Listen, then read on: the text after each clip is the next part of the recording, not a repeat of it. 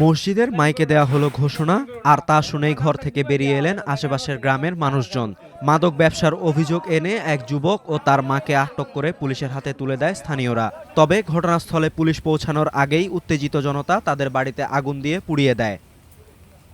১৭ জুলাই সকালে ময়মনসিংহের ভালুকার আওলাতলী মধ্যপাড়া এলাকায় এ ঘটনা ঘটে।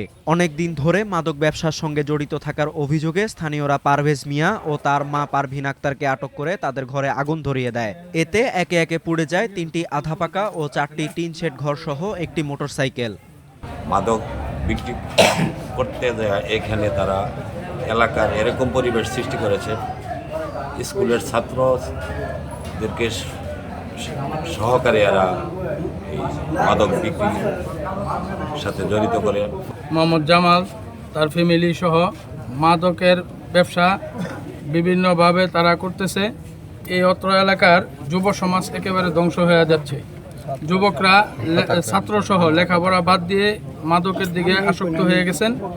এই মাদককে নির্মূল করার জন্য আমাদের এই আওলাতলী গ্রামের সর্বস্তরের জনগণ ধর্ম বর্ণ নির্বিশেষে দলমত নির্বিশেষে সবাই একত্রিত হয়ে আমরা আজকে প্রতিরোধ গড়ে তুলি।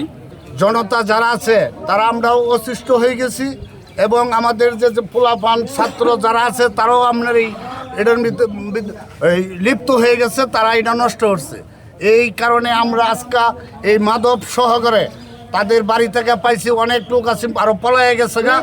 পরে ভালুকা মডেল থানার পুলিশ ঘটনাস্থলে এসে মা ও ছেলেকে উদ্ধার করে তাদের হেফাজতে নেয়। এ সময় পারভেজের কাছ থেকে 50 পিস ইয়াবা উদ্ধার করা হয়েছে বলে দাবি করে পুলিশ। আগের মামলা আছে মাদক ব্যবসা করে, 1 মাস আগে ওয়ারেন্টে চালান দিয়েছিলাম, যে ইয়াবা বিক্রি করে মসজিদের সামনে ওদেরকে পাইছে, ওরা পুলিশ ধরছে, ততক্ষণে আগুন দিয়ে দিচ্ছে। পারভেজ মিয়ার বাড়িতে আগুন ও ভাঙচুরের ঘটনায় তদন্ত করা হচ্ছে বলে জানিয়েছে পুলিশ।